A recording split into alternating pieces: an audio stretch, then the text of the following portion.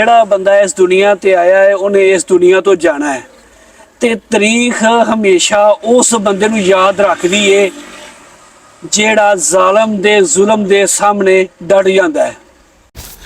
ਨਿਜ਼ਾਮ ਲੋਹਾਰ 1835 ਵਿੱਚ ਚੜ੍ਹਦੇ ਪੰਜਾਬ ਦੇ ਪਿੰਡ ਤਰਨ ਤਾਰਨ ਜਿਹੜਾ ਕਿ ਅੰਮ੍ਰਿਤਸਰ ਜ਼ਿਲ੍ਹੇ ਦੇ ਵਿੱਚ ਵਾਕਿਆ ਹੈ ਉੱਥੇ ਪੈਦਾ ਹੋਇਆ। ਇਹ ਉਸ ਟਾਈਮ ਦੀ ਗੱਲ ਹੈ ਜਦੋਂ ਨਵਾਂ ਇਹ ਅੰਗਰੇਜ਼ ਪੰਜਾਬ ਦੇ ਵਿੱਚ ਆਪਦੇ ਪੈਰ ਜਮਾ ਰਿਹਾ ਸੀ ਤੇ ਅੰਗਰੇਜ਼ਾਂ ਦੇ ਦਿਨ ਬ ਦਿਨ ਵੱਧਦੇ ਹੋਏ ਜ਼ੁਲਮ ਉਹਨੂੰ ਬੜਾ ਸਤਾਉਂਦੇ ਸਨ ਤੇ ਇਹ ਗੱਲ ਵੇਖ ਕੇ ਨਿਜ਼ਾਮ ਨੇ ਵੀ ਇਸ ਤਹਿਰੀਕ ਦੇ ਵਿੱਚ ਹਿੱਸਾ ਲੈਣ ਦੀ ਕੋਸ਼ਿਸ਼ ਕੀਤੀ। ਪਹਿਲੇ ਪਹਿਲ ਤਾਂ ਉਹਨੇ ਅੰਦਰਖਾਨੇ ਚੁੱਪ ਕਰਕੇ ਹੀ ਜਿਹੜੇ ਲੋਕ ਜਾਂ ਜਿਹੜੇ ਜਵਾਨ ਅੰਗਰੇਜ਼ਾਂ ਦੇ ਖਿਲਾਫ ਲੜਦੇ ਸਨ ਉਹਨਾਂ ਨੂੰ ਹਥਿਆਰ ਬਣਾ ਕੇ ਦੇਣੇ ਸ਼ੁਰੂ ਕਰਤੇ। ਜਦੋਂ ਨਿਜ਼ਾਮ ਲੋਹਾਰ ਨੇ ਅੰਗਰੇਜ਼ਾਂ ਦੇ ਖਿਲਾਫ ਲੜਨ ਵਾਲਿਆਂ ਨੂੰ ਹਥਿਆਰ ਬਣਾ ਕੇ ਦੇਣੇ ਸ਼ੁਰੂ ਕੀਤੇ ਤੇ ਇਸ ਗੱਲ ਦਾ ਜਿਹੜਾ ਪਤਾ ਉਹ ਅੰਗਰੇਜ਼ ਸਰਕਾਰ ਨੂੰ ਵੀ ਲੱਗ ਗਿਆ, ਲੇਕਿਨ ਉਹਨਾਂ ਨੂੰ ਕੋਈ ਇਸ ਗੱਲ ਦਾ ਸਬੂਤ ਨਹੀਂ ਸੀ ਲੱਭਦਾ ਪਿਆ। ਫਿਰ ਇੱਕ ਦਿਨ ਅੰਗਰੇਜ਼ ਪੁਲਿਸ ਨੇ ਨਿਜ਼ਾਮ ਲੋਹਾਰ ਦੇ ਘਰ ਛਾਪਾ ਮਾਰ ਕੇ ਉੱਥੋਂ ਉਹ ਸਾਰੇ ਹਥਿਆਰ ਲੱਭ ਲਏ ਤੇ ਨਿਜ਼ਾਮ ਲੋਹਾਰ ਦੀ ਮਾਂ ਤੇ ਇਹਦੀ ਭੈਣ ਨਾਲ ਬੜਾ ਜ਼ੁਲਮ ਕੀਤਾ ਤੇ ਇਹ ਜ਼ੁਲਮ ਵੇਖ ਕੇ ਨਿਜ਼ਾਮ ਲੋਹਾਰ ਦੀ ਮਾਂ ਉੱਥੇ ਹੀ ਫੌਤ ਹੋ ਗਈ। ਨਿਜ਼ਾਮ ਲੋਹਾਰ ਨੂੰ ਜਦੋਂ ਇਸ ਗੱਲ ਦਾ ਪਤਾ ਲੱਗਾ ਤੇ ਸਭ ਤੋਂ ਪਹਿਲੇ ਤਾਂ ਉਹਨੇ ਆਪਣੀ ਭੈਣ ਦਾ ਵਿਆਹ ਆਪਦੇ ਇੱਕ ਬੇਲੀ ਸ਼ਫੀ ਨਾਲ ਕਰਤਾ ਤੇ ਫਿਰ ਅਗਲੇ ਹੀ ਰਾਤੀ ਉਹਨੇ ਥਾਣੇ ਤੇ ਹਮਲਾ ਕਰਕੇ ਕੈਪਟਨ ਕੋਲ ਨੂੰ ਮਾਰਤਾ ਜਿਨੇ ਨਿਜ਼ਾਮ ਲੋਹਾਰ ਦੀ ਭੈਣ ਦੇ ਨਾਲ ਇੰਨਾ ਜ਼ੁਲਮ ਕੀਤਾ ਸੀ। ਤੇ ਫਿਰ ਕੁਝ ਦਿਨਾਂ ਤੋਂ ਬਾਅਦ ਉਹਨੇ ਇੱਕ ਹੋਰ ਪੁਲਿਸ ਅਫਸਰ ਰੋਨਾਲਡੋ ਨੂੰ ਵੀ ਮੌਤ ਦੇ ਘਾਟ ਉਤਾਰਤਾ। ਇਹ ਵਾक़ੇ ਤੋਂ ਬਾਅਦ ਪੂਰੇ ਅੰਮ੍ਰਿਤਸਰ ਦੇ ਵਿੱਚ ਨਿਜ਼ਾਮ ਲੋਹਾਰ ਦੀਆਂ ਧੁੰਮਾਂ ਪੈ ਗਈਆਂ ਤੇ ਅੰਗਰੇਜ਼ ਸਰਕਾਰ ਨੇ ਨਿਜ਼ਾਮ ਲੋਹਾਰ ਦੇ ਸਿਰ ਤੇ ਇਨਾਮ ਰੱਖਤਾ ਤੇ ਉਹਨੇ ਐਲਾਨ ਕੀਤਾ ਕਿ ਜਿਹੜਾ ਨਿਜ਼ਾਮ ਲੋਹਾਰ ਦਾ ਪਤਾ ਦੱਸੇਗਾ ਉਹਨੂੰ 4 ਮਰਬੇ ਜ਼ਮੀਨ ਤੇ 10,000 ਰੁਪਇਆ ਨਗਦ ਦਿੱਤਾ ਜਾਏਗਾ। ਇਹ ਗੱਲ ਸੁਣ ਕੇ ਅੰਮ੍ਰਿਤਸਰ ਦੇ ਇਲਾਕੇ ਵਾਲਿਆਂ ਵੀ ਪਿੰਡਾਂ ਦੇ ਵਿੱਚ ਐਲਾਨ ਕਰਾਣੇ ਸ਼ੁਰੂ ਕਰਤੇ ਕਿ ਜਿਹੜਾ ਕੋਈ ਨਿਜ਼ਾਮ ਲੋਹਾਰ ਦੀ ਮੁਖਬਰੀ ਕਰੇਗਾ ਉਹਦੇ ਘਰ ਨੂੰ ਸਾੜ ਦਿੱਤਾ ਜਾਏਗਾ। ਇਸ ਤੋਂ ਕੁਝ ਦਿਨਾਂ ਬਾਅਦ ਫਿਰ ਨਿਜ਼ਾਮ ਲੋਹਾਰ ਨੇ ਇੱਕ ਛਾਉਣੀ ਤੇ ਹਮਲਾ ਕਰਕੇ ਇੱਕ ਬਾਗੀ ਸਿੱਖ ਜਿਹਦਾ ਨਾਂ ਸੂਜਾ ਸਿੰਘ ਸੀ ਉਹਨੂੰ ਉੱਥੇ ਛੁਡਾ ਲਿਆ ਤੇ ਸੂਜਾ ਸਿੰਘ ਤੇ ਨਿਜ਼ਾਮ ਲੋਹਾਰ ਪੱਕੇ ਬੇਲੀ ਬਣ ਗਏ।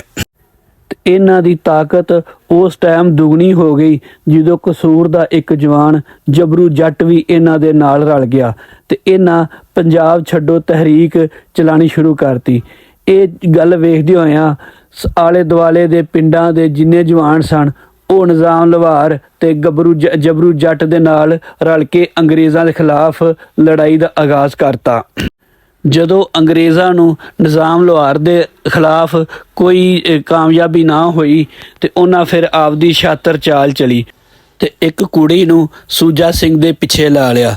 ਉਸ ਕੁੜੀ ਨੇ ਸੂਜਾ ਸਿੰਘ ਨੂੰ ਆਪਦੇ ਜਾਲ 'ਚ ਫਸਾ ਲਿਆ। ਨਿਜ਼ਾਮ ਲੋਹਾਰ ਨੇ ਸੂਜੇ ਸਿੰਘ ਦੀ ਮਾਂ ਨੂੰ ਆਪਦੀ ਮਾਂ ਬਣਾਇਆ ਹੋਇਆ ਸੀ ਕਿਉਂਕਿ ਨਿਜ਼ਾਮ ਲੋਹਾਰ ਦੀ ਮਾਂ ਤਾਂ ਪਹਿਲੇ ਹੀ ਫੌਤ ਹੋ ਚੁੱਕੀ ਸੀ। ਨਿਜ਼ਾਮ ਲੋਹਾਰ ਜਿੱਥੇ ਵੀ ਹੁੰਦਾ ਸੀ ਉਹ ਕੁਝ ਦਿਨਾਂ ਬਾਅਦ ਸੂਜੇ ਦੀ ਮਾਂ ਨੂੰ ਲਾਜ਼ਮੀ ਮਿਲਣ ਆਉਂਦਾ ਸੀ ਕਿਉਂਕਿ ਉਹਨੂੰ ਆਪਣੀ ਮਾਂ ਬਣਾਇਆ ਹੋਇਆ ਸੀ। ਇਸ ਗੱਲ ਦਾ ਪਤਾ ਜਿਹੜਾ ਹੈ ਉਹ ਅੰਗਰੇਜ਼ਾਂ ਦੀ ਛੱਡੀ ਹੋਈ ਜਸੂਸ ਨੂੰ ਵੀ ਪਤਾ ਲੱਗ ਗਿਆ ਤੇ ਇੱਕ ਦਿਨ ਨਿਜ਼ਾਮ ਲੋਹਾਰ ਸੂਜੇ ਦੀ ਮਾਂ ਨੂੰ ਮਿਲਣ ਗਿਆ ਤੇ ਅੰਗਰੇਜ਼ ਫੌਜ ਨੇ ਹਮਲਾ ਕਰਤਾ ਤੇ ਆਂਦੇ ਨੇ ਕਿ ਨਿਜ਼ਾਮ ਲੋਹਾਰ 2 ਦਿਨ ਅੰਗਰੇਜ਼ ਫੌਜ ਦੇ ਨਾਲ ਲੜਦਾ ਰਿਹਾ ਤੇ ਆਖਰ ਤੀਸਰੇ ਦਿਨ ਜਦੋਂ ਉੱਥੋਂ ਨੱਸਣ ਲੱਗਾ ਤੇ ਉਹਦਾ ਸਿਰ ਕਿਸੇ ਸ਼ੈ ਦੇ ਨਾਲ ਵੱਜਾ ਤੇ ਉਹ ਡਿੱਗ ਪਿਆ ਤੇ ਡਿੱਗੇ ਪੈਣ ਹੀ ਅੰਗਰੇਜ਼ ਫੌਜ ਨੇ ਨਿਜ਼ਾਮ ਲੋਹਾਰ ਨੂੰ ਸ਼ਹੀਦ ਕਰ ਦਿੱਤਾ। ਨਿਜ਼ਾਮ ਲੋਹਾਰ ਦੇ ਸ਼ਹੀਦ ਹੋਣ ਤੋਂ ਬਾਅਦ ਸੂਜੇ ਸਿੰਘ ਨੂੰ ਪੁਲਿਸ ਫੜ ਕੇ ਥਾਣੇ ਲੈ ਗਈ। ਜਦੋਂ ਇਸ ਗੱਲ ਦਾ ਪਤਾ ਸੂਜੇ ਸਿੰਘ ਦੀ ਮਾਂ ਨੂੰ ਲੱਗਾ ਤੇ ਉਹ ਥਾਣੇ ਗਈ ਤੇ ਜਾ ਕੇ ਉਹਨੇ ਸੂਜੇ ਦੀ ਧੌਣ ਤਲਵਾਰ ਦਾ ਵਾਰ ਕਰਕੇ ਉਹਦੇ ਤਨ ਤੋਂ ਜੁਦਾ ਕਰ ਦਿੱਤੀ ਤੇ ਉਸ ਟਾਈਮ ਸੂਜੇ ਦੀ ਮਾਂ ਨੇ ਇੱਕ ਤਰੀਖੀ ਜੁਮਲਾ ਆਖਿਆ। ਉਹਨੇ ਕਿਹਾ, ਜਾ ਸੂਜਿਆ ਮਰਦਾ ਮਰਦਾ ਇੱਕ ਰੋਗ ਹੋਰ ਲੈ ਜਾ ਮੈਂ ਤੈਨੂੰ ਆਪਦਾ ਦੁੱਧ ਨਹੀਂ ਬਖਸ਼ਣਾ। ਤੇ ਆਂਦੇ ਨੇ ਨਿਜ਼ਾਮ ਲੋਹਾਰ ਨੂੰ ਜਦੋਂ ਕਸੂਰ 'ਚ ਦਫਨਾਉਣ ਲੱਗੇ ਤੇ ਉੱਥੇ ਇਹਦੇ ਜਨਾਜ਼ੇ ਤੇ ਹਜ਼ਾਰਾਂ ਲੋਕ ਇਕੱਠੇ ਹੋ ਗਏ ਤੇ ਅੰਗਰੇਜ਼ਾਂ ਨੇ ਜਨਾਜ਼ੇ ਤੇ ਸ਼ਾਮਲ ਹੋਣ ਵਾਸਤੇ 2 ਰੁਪਏ ਟੈਕਸ ਲਾ ਦਿੱਤਾ ਤੇ ਦੱਸਦੇ ਨੇ ਕਿ ਉਸ ਟਾਈਮ 35,000 ਰੁਪਇਆ ਟੈਕਸ ਦੀ ਮਦ 'ਚ ਇਕੱਠਾ ਹੋਇਆ, ਯਾਨੀ ਕਿ ਤਕਰੀਬਨ 17,500 ਬੰਦੇ ਨੇ ਨਿਜ਼ਾਮ ਲੋਹਾਰ ਦੇ ਜਨਾਜ਼ੇ ਵਿੱਚ ਸ਼ਿਰਕਤ ਕੀਤੀ।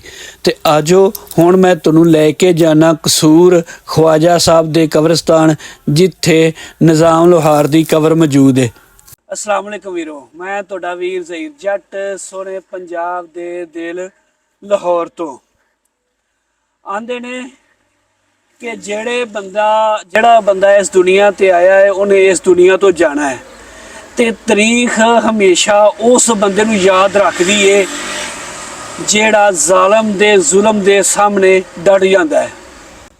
ਤੇ ਮੈਂ ਗੱਲ ਕਰਨਾ ਪਿਆ ਨਿਜ਼ਾਮਦੀਨ ਲੋਹਾਰ ਦੀ, ਜਿਨ੍ਹਾਂ ਸਾਨੂੰ ਆਜ਼ਾਦੀ ਦਾ ਖਾਬ ਵਿਖਾਇਆ।